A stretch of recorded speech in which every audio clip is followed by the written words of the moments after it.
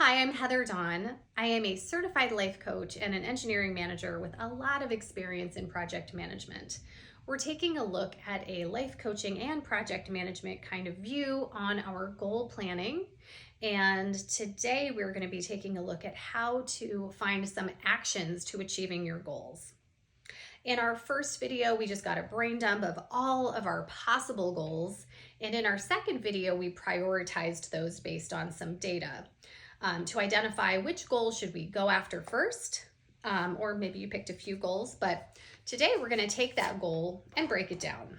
We have an individual goal planning sheet here, and I'll help you fill this out. So your first line is just your goal. Just summarize your goal in what you want. This should be what you want to achieve, not what you don't want to achieve. So if you want a more organized house, say, I would like to organize my house, rather than I don't want to have clutter in my house anymore. So state it in the positive terms, and it does need to be about you and something that you can take action on versus something that somebody else would need to take action on. Your timeline, it's helpful to have a timeline. It's a great way to make some progress and then also kind of measure whether you've made progress towards your goals. So even if it doesn't have like a hard and fast due date, give yourself something to work towards. So go ahead and pick a timeline there. How will you know when you've achieved your goal? So this is really about defining how things are going to be once you have your outcome. Let's say that you are organizing your house. I'll be able to find things easily. I won't be late to appointments because all of the things I need will be ready by the door. I'm not going to be spending time looking for matching socks. Whatever outcome you think you're going to get out of this goal, go ahead and fill that out here. It could be that it could be feelings based. I feel more confident. It could be tangible things that you see. It could be self-talk.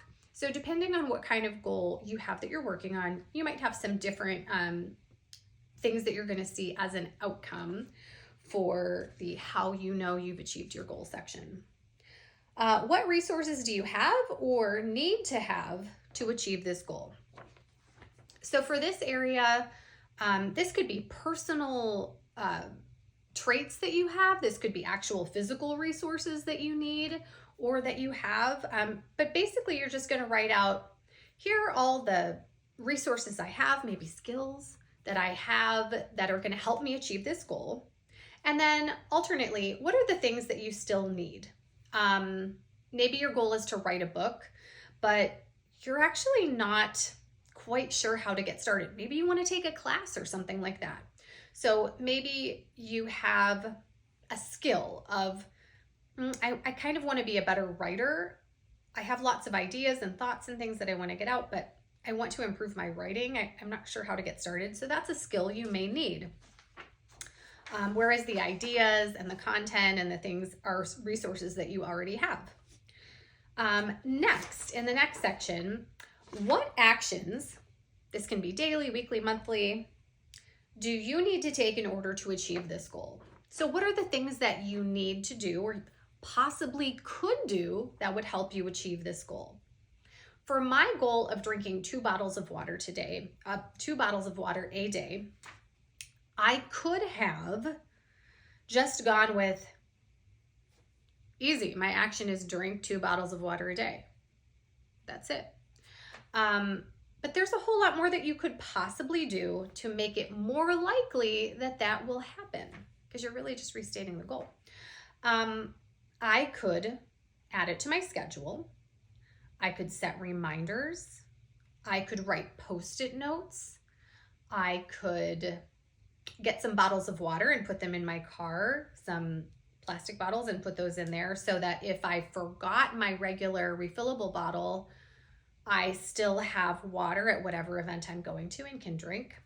So there's all kinds of different things that you could possibly do, even for a very simple goal, to make it more likely that you will achieve this goal.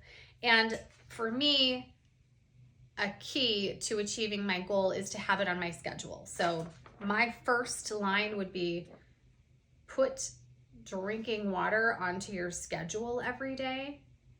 Schedule when you're filling up your bottle, schedule when you're refilling it, schedule some times throughout the day to just check on that goal.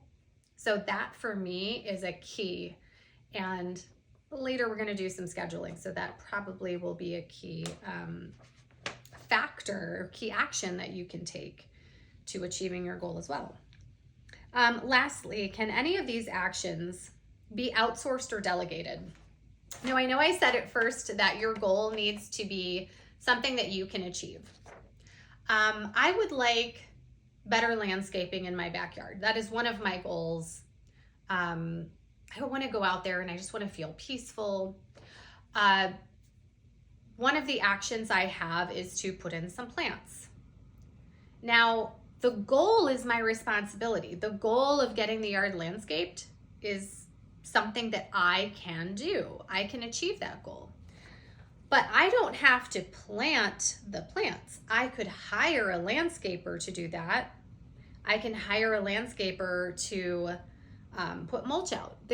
So you definitely can delegate some actions, but I have to schedule it. So maybe I'm not going to plant the flowers, but I could say I need to pick a landscaper. I need to call the landscaper. I need to come up with some dates and times that I want it done by. I need to review my budget. Maybe when I review my budget, I find that I can't afford a landscaper for all of it. Maybe I can only do part of it and I would have to do some myself. So that's really though where that a lot of thought can go into this actions section. And I added the delegation part because as busy ladies, we tend to think that we need to do everything ourselves, but sometimes we can delegate those things.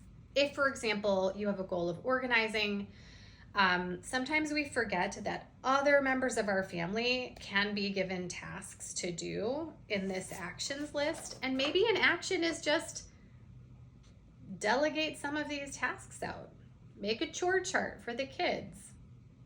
It's not guaranteed that they're going to do that chore chart, but you do have the ability to take that action of creating a chore chart, scheduling things, doing your parenting to make sure that that happens.